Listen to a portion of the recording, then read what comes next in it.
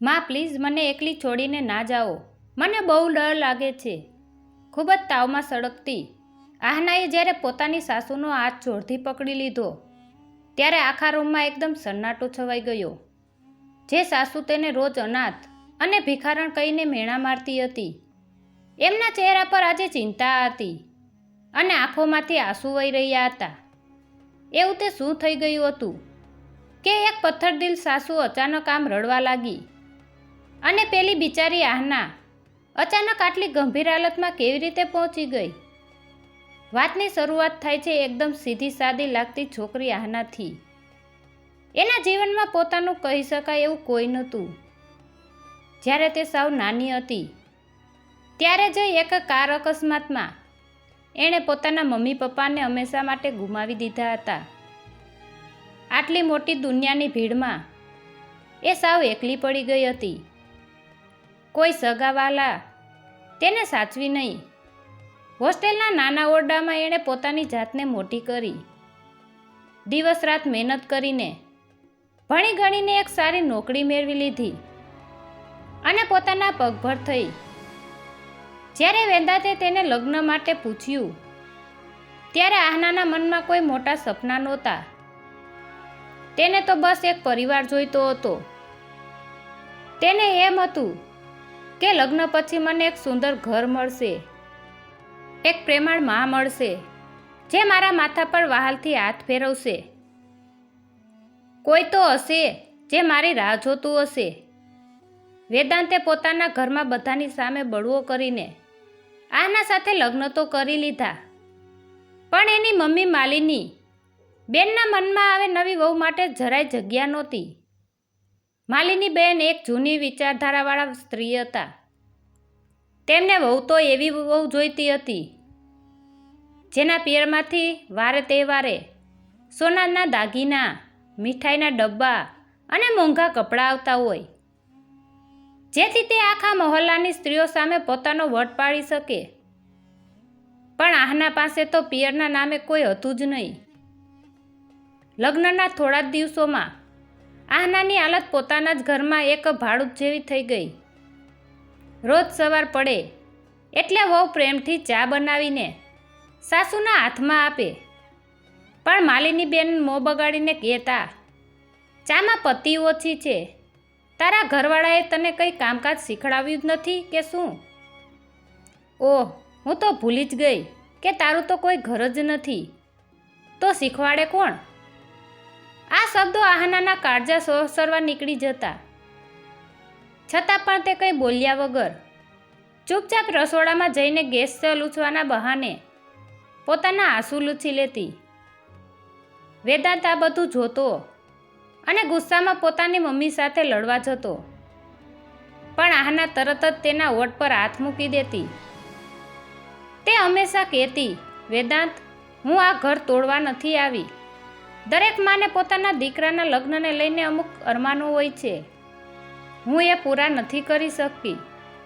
તું એમને થોડો સમય આપ. મને વિશ્વાસ છે કે એક દિવસ એમનો મારા પ્રેમ જરૂર દેખાશે, પણ એ દિવસ ક્યારે અને કેવી રીતે આવશે એની કોઈને કલ્પના નહોતી. શિયાળાની કડકડતી ઠંડી શરૂ થઈ ગઈ. આસપાસના બધા પાડોશીઓના ઘરોમાં નવી વહુના પિયરેથી ભેટ સોગાતો આવી રહ્યા હતા, જ્યારે માલિની બેનનું આંગણું સાવ ખાલીખમ હતું. આ જ વાતનો ગુસ્સો હવે ધીમે ધીમે એક ભયંકર વાવાઝોડાનું રૂપ લેવાનો હતો. અચાનક વેદાંતને ઓફિસના કામના લીધે 15 દિવસ માટે વિદેશ જવું પડ્યું. હવે મોટા ઘરમાં માત્ર આહના અને તેની કડક સાસુ જ બચ્યા હતા. અને બરાબર એ જ રાત્રે આહનાના શરીરમાં અચાનક કંઈક એવું થવા લાગ્યું જેણે આવનારા સમયની આખી બાજી પલટી નાખી. વેદાંતના ગયાને હજુ ત્રીજો જ દિવસ થયો હતો અને આહનાની તબિયત અચાનક ખરાબ થવા લાગી. આખો દિવસ શરીરમાં એક વિચિત્ર કળતર થતી હતી અને સાંજ પડતા પડતા તો તાવ એકદમ વધી ગયો.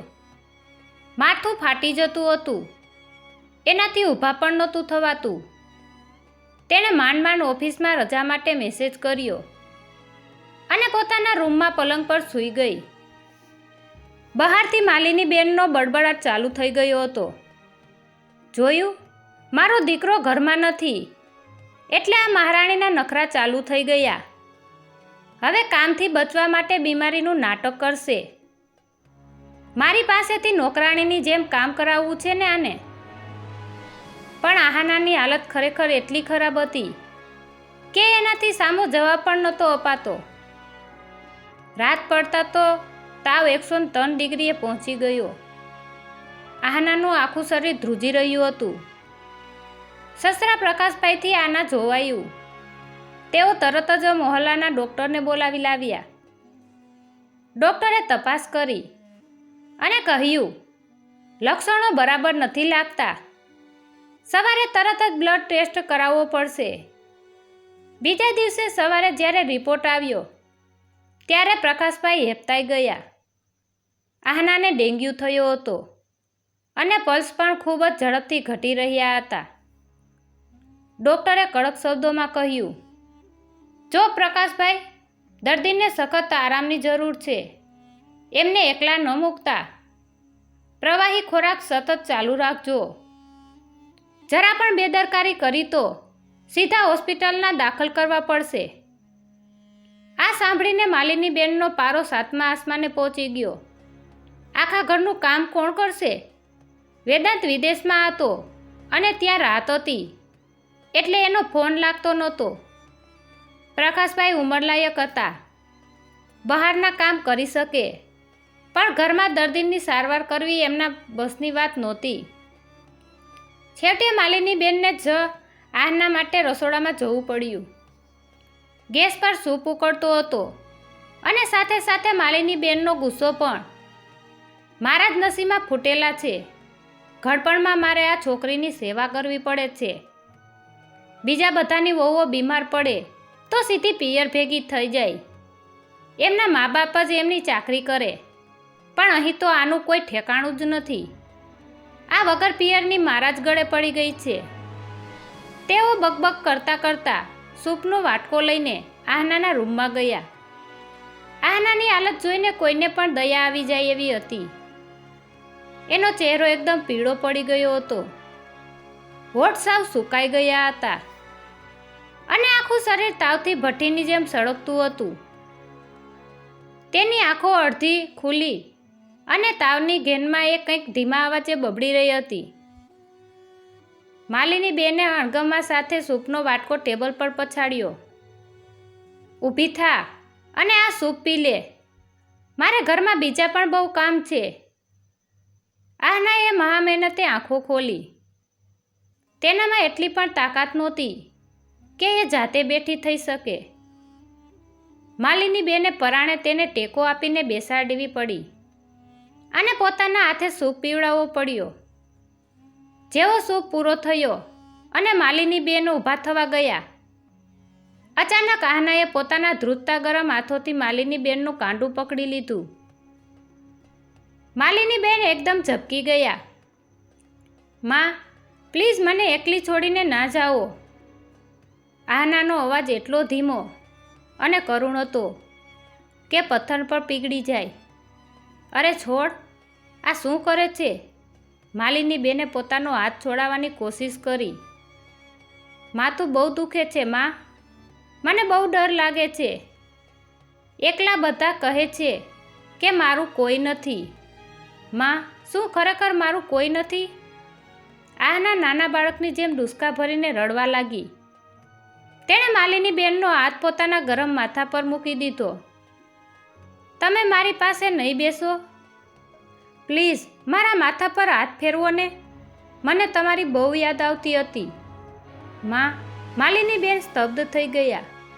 આહના તાવના નશામાં પોતાની સગી મા સાથે વાતો કરી રહી હતી જે ગુજરી ગઈ હતી. જે માને એણે 8 વર્ષ પહેલાં ગુમાવી દીધી હતી.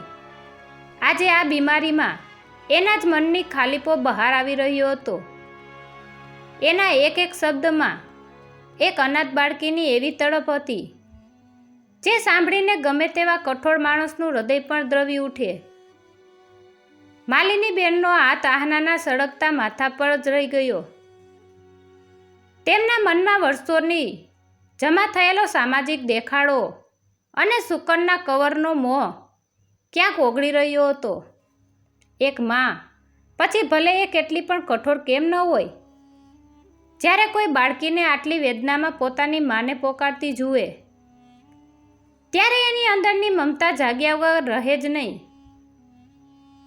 પહેલીવાર માલીની બહેનને એવો અહેસાસ થયો કે પોતે રોજ જેને વગર પિયરની કહીને અપમાનિત કરતા હતા, એ છોકરી અંદરથી કેટલી એકલી હતી.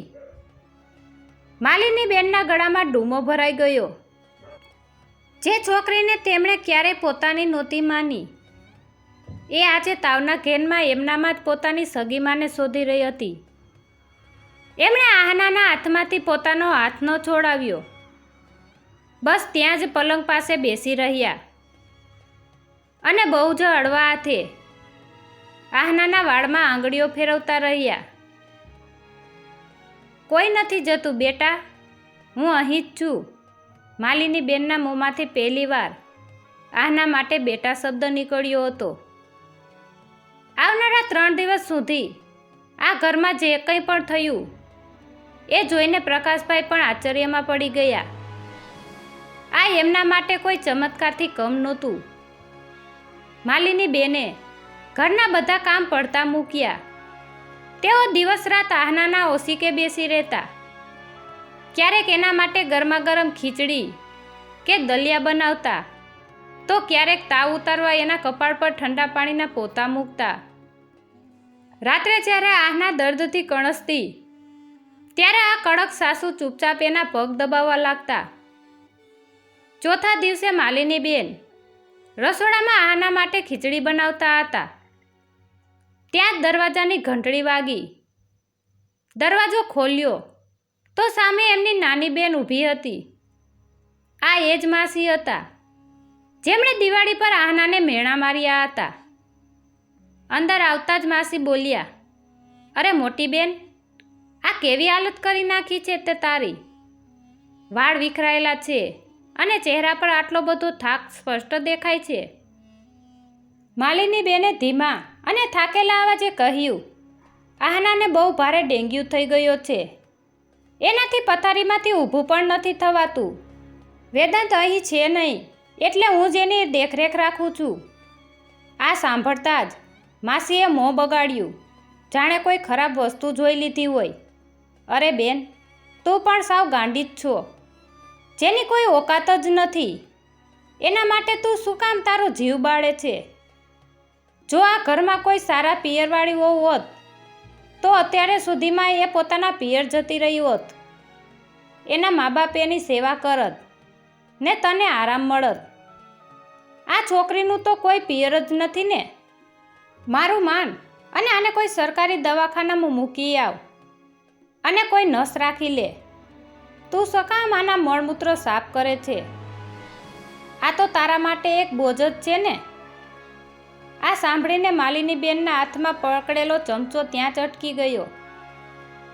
થોડા દિવસ પહેલાં જો કોઈએ આ વાત કહી હોત, તો કદાચ એમણે પણ એમના સૂર પુરવ્યો હોત.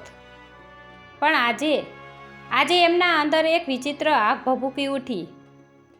તેમણે તરત જ ગેસ બંધ કર્યો અને એકદમ શાંત પણ ખતરનાક પગલે ચાલીને પોતાની બેનની બરાબર સામે આવીને ઊભા રહી ગયા. શું કહ્યું તે હમણાં? માલીની બેનનો અવાજ એટલો કડક હતો જે એમની બેનને પહેલાં ક્યારેય નહોતો સાંભળ્યો. માસી પણ થોડા ગભરાઈ ગયા.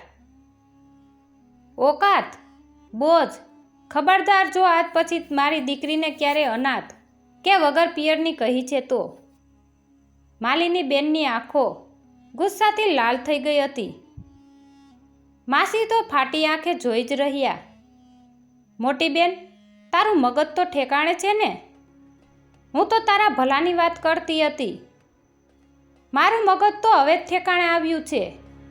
માલીની બેને આંખો કાઢીને કહ્યું, જે છોકરીને તું બોજ કહે છે ને, એ તાવમાં સળગતી હતી તો પણ મારી ચિંતા કરતી હતી કે મેં કંઈ ખાધું છે કે નહીં.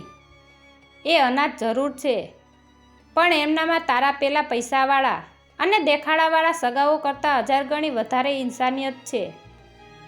પછી માલિની બેને દરવાજા તરફ ઇશારો કર્યો અને એવો જવાબ આપ્યો જે સાંભળીને રૂમની બહાર ઊભેલા પ્રકાશભાઈની આંખો પણ ભીની થઈ ગઈ.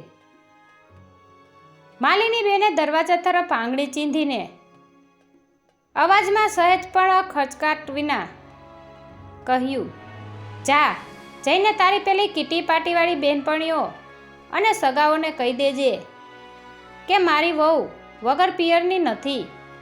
મારું આ ઘર જ એનું પિયર છે અને હું એની સાસુ નથી, એની માં છું. જો મારી દીકરીની સેવા મારે ઘડપણમાં કરવી પડે ને તો હું હસતા મોઢે કરીશ. મને તારા પેલા સુકનના કવરો અને દેખાડાવાળા સંબંધોની કોઈ જરૂર નથી. હવે તું જઈ શકે છે. માસી તો એક પણ શબ્દ બોલ્યા વગર અપમાનિત થઈને ત્યાંથી ચૂપચાપ નીકળી ગયા. દરવાજા પાસે ઊભેલા પ્રકાશભાઈએ પોતાની પત્નીનું આ નવું રૂપ જોયું ત્યારે તેમની છાતી ગર્વથી ફૂલી ગઈ. આંખોમાં આવેલા હર્ષના આંસુ લૂછતા તેમણે માલિની બેન સામે જોઈને હળવેથી માથું હલાવ્યું, જાણે મૂંગા મોઢે તેમના આ નિર્ણયને માન આપતા હોય. માલિની બેન રસોડામાંથી ખીચડીનો વાટકો લઈને આહનાના રૂમમાં ગયા. આહનાની તબિયત હવે પહેલાં કરતાં ઘણી સારી હતી. એનો તાવ ઉતરી ગયો હતો. જ્યારે તેણે પોતાની સાસુને રૂમમાં આવતા જોયા ત્યારે એણે પથારીમાં બેઠા થવાનો પ્રયત્ન કર્યો. અરે અરે, આરામથી સૂઈ રહે ને. માલિની બેને ઉતાવળા પગલે આગળ વધીને આહનાને ટેકો આપ્યો અને એની પીઠ પાછળ સરખું ઓસીકું ગોઠવી દીધું. આહના ખૂબ જ આશ્ચર્ય અને થોડા જ સંકોચ સાથે માલિની બેન સામે જોઈ રહી. તેને ધીમે ધીમે યાદ આવી રહ્યું હતું કે કેવી રીતે તાવના ઘેનમાં તેણે પોતાની સાસુનો હાથ પકડી લીધો હતો અને તેની સામે રડી પડી હતી. મને માફ કરી દેજો માં, આહનાએ નજર નીચે ઝુકાવીને ધીમા અવાજે કહ્યું. મેં તમને બહુ હેરાન કર્યા. કાલથી હું મારું કામ જાતે જ કરી લઈશ. માલિની બહેને ખીચડીનો વાટકો બાજુના ટેબલ પર મૂક્યો અને પલંગ પર આહનાની બરાબર બાજુમાં બેસી ગયા. તેમણે ખૂબ જ પ્રેમથી આહનાનો ચહેરો પોતાના બંને હાથમાં પકડી લીધો. તું ગાંડી છે કે શું? બીમાર દીકરી પોતાની માને કેવી રીતે હેરાન કરી શકે? અને હા, તું મને હેરાન નહીં કરે તો બીજું કોણ કરશે? માલિની બેને સ્મિત કરતાં કહ્યું. દીકરી માં, આહના તો આ શબ્દો સાંભળીને ચોંકી ગઈ. માલિની બહેનની આંખોમાંથી ફરી આંસુ વહેવા લાગ્યા. તેમણે આહનાને પોતાના ગળે વળગાડી લીધી.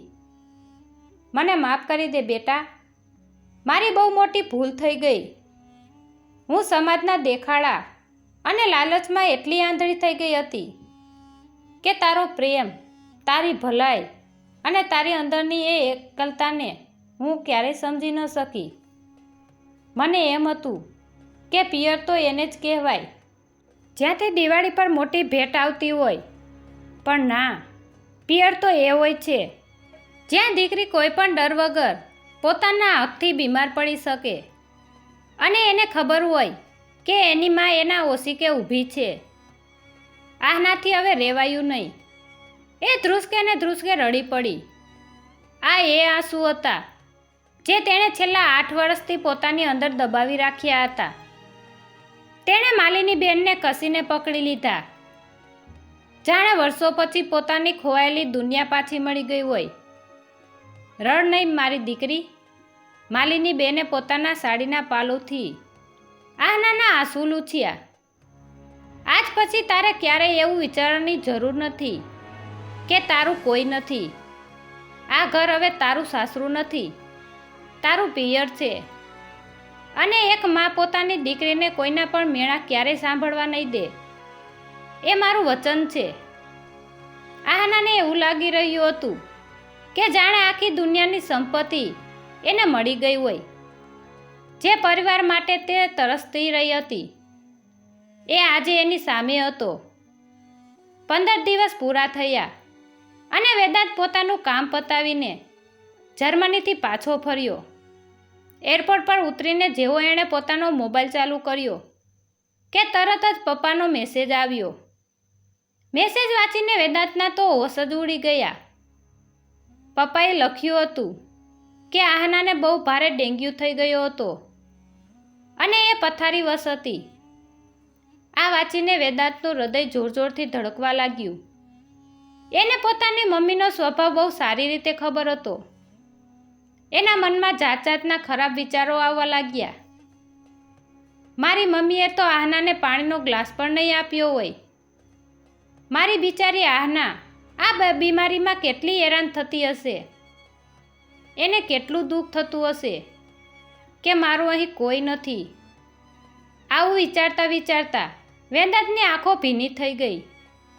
તેણે ફટાફટ ટેક્સી પકડી અને ડ્રાઈવરને ગાડી બંને એટલી ઝડપથી ચલાવવાનું કહ્યું. માંડ માંડ ઘર આવ્યું. વેદાંતે દરવાજા પાસે જ પોતાનો સામાન ફેંક્યો અને એકદમ ગભરાયેલો સીધો ઘરમાં દોડ્યો. પણ ઘરમાં ઘૂસતા જ એણે જે દ્રશ્ય જોયું એ જોઈને એના પગ ત્યાં જ જમીન સાથે ચોંટી ગયા. એને એમ હતું કે ઘરમાં કોઈ રડતું હશે કે એકદમ ઉદાસી હશે, પણ અહીં તો વાતાવરણ સાવ અલગ જ હતું.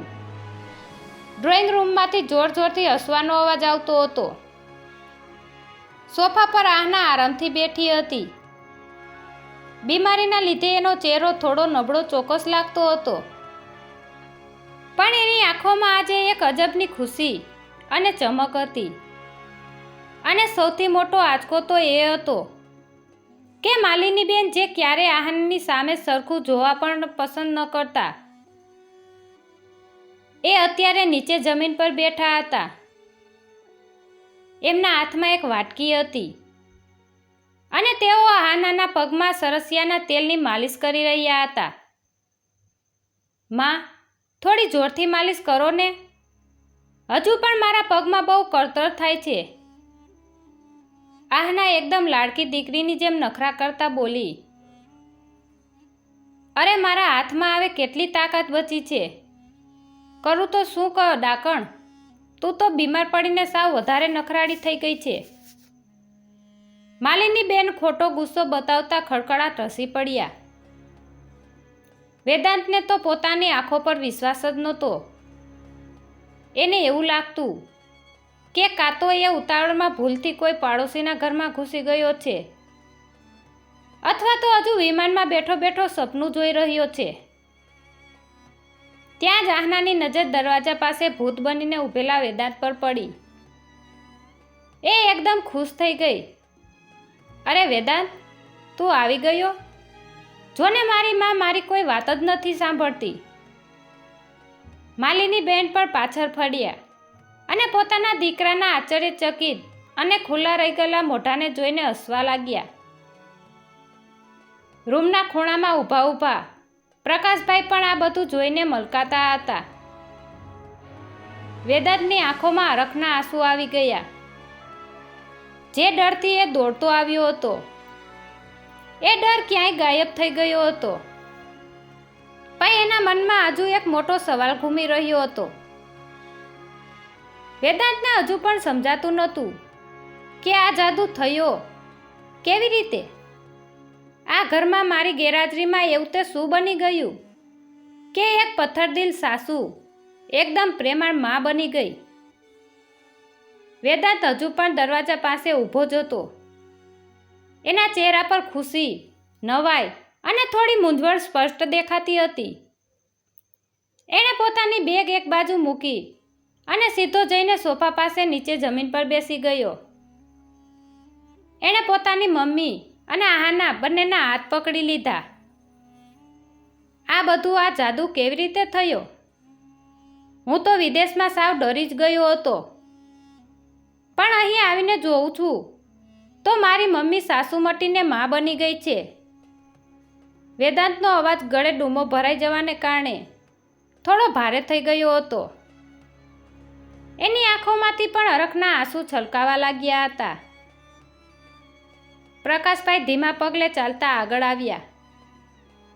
તેમણે વેદાંતના ખંભે વહાલથી હાથ મૂકીને કહ્યું, દીકરા, ઘરને સાચું ઘર બનાવવા માટે કોઈ જાદુ મંતરની જરૂર નથી પડતી. એના માટે બસ એકબીજાના દુઃખને સમજવાની અને થોડી માણસાઈની જરૂર પડે છે. આ તારી ગેરહાજરીના થોડા દિવસોમાં તારી મમ્મીને બરાબર સમજાઈ ગયું છે કે સાચો સંબંધ કોને કહેવાય. માલિની બેને વેદાંતના માથા પર પ્રેમથી હાથ ફેરવતા કહ્યું, ગાંડા, હું બહુ મોટી ભૂલમાં જીવતી હતી. મને એમ હતું કે સમાજમાં આપણી ઇજ્જત પેલા સોનાના દાગીના, ભેટ સોગાદો અને મીઠાઈના ડબ્બાથી જ વધે છે. પણ જ્યારે મેં આહનાને તાવમાં સળગતી જોઈ, એની તડપ જોઈ, ત્યારે મને અહેસાસ થયો કે આ બાળકી દુનિયામાં કેટલી એકલી છે. છતાં એણે ક્યારેય આપણું કે મારું ખરાબ નથી ઈચ્છ્યું. એ તો બસ આ ઘરમાં એક માનો પ્રેમ શોધવા આવી હતી. મેં જ પાપી થઈને એને મારી દુશ્મન માની લીધી હતી. પણ હવે એવું ક્યારેય નહીં થાય. આ ઘર હવે એનું પિયર છે અને હું એની સગી માં. વેદાંતે આહના સામે જોયું. તે તો કમાલ કરી દીધી હો આહના. તે તો ખરેખર મારી મમ્મીનું હૃદય જીતી લીધું. આહના અડવેકથી હસીને બોલી, મેં કશું નથી કર્યું વેદાંત. માં તો માં જ હોય છે. બસ મેં એમને પહેલા દિવસથી જ સાચા દિલથી મારી માં માની લીધી હતા અને આજે એમણે મને પોતાની દીકરી તરીકે સ્વીકારી લીધી. આહનાના ચહેરા પર આજે એક નવું સંતોષભર્યું અને મીઠું સ્મિત હતું, જે વેદાંતે અગાઉ ક્યારેય નહોતું જોયું.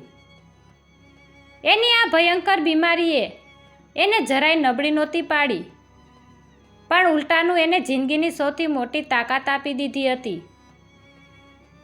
એણે એ સાબિત કરી દીધું હતું કે સગપણ ક્યારેય લોહીથી કે સુકનના કવરોથી નથી બનતું. સાચા સંબંધો તો એ અહેસાસથી બને છે જ્યારે તમે કોઈ બીજાની પીડાને પોતાની સમજી લો છો. આ ઘટના પછી ઘરનું આખું વાતાવરણ સાવ બદલાઈ ગયું. આહના હવે કોઈ પણ ડર વગર પૂરા આપથી આખા ઘરમાં ફરતી, હસતી અને માલિની બેનને સાથે એક લાડકી દીકરીની જેમ જીદ પણ કરતી. તમને યાદ છે વાર્તાની શરૂઆતમાં આવેલી પેલું લગ્નનું ફોટો આલ્બમ? આહના જ્યારે પણ એ આલ્બમ ખોલતી ત્યારે છોકરીવાળાની બાજુના પાના સાવ ખાલી અને સૂના લાગતા હતા.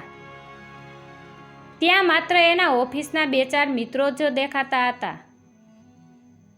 પણ હવે આહનાને એ આલ્બમમાં ખાલી પાના જોઈને ક્યારેય આંસુ નહોતા સારવા પડતા, કારણ કે માલિની બેને ખરેખર પોતાના પ્રેમાળ વર્તનથી આ ઘરને એકનું પિયર બનાવી દીધું હતું. હવે આહનાના જીવનમાં આલ્બમનું દરેક પાનું સાચા પ્રેમ, હૂંફ અને એક પૂરા પરિવારથી છલોછલ ભરાઈ ગયું હતું. એની વર્ષો જૂની એકલતા હવે કાયમ માટે દૂર થઈ ગઈ હતી. આ વાર્તા આપણને શીખવે છે કે સાચો પ્રેમ અને લાગણી કોઈ પણ કઠોર હૃદયને પીગળાવી શકે છે. મિત્રો, આ વાર્તા તમને ગમી હોય તો વિડીયોને લાઈક કરો, શેર કરો અને કોમેન્ટ બોક્સમાં તમારી રાય જરૂર આપજો અને અમારી ચેનલને સબસ્ક્રાઈબ કરવાનું ભૂલતા નહીં. આભાર.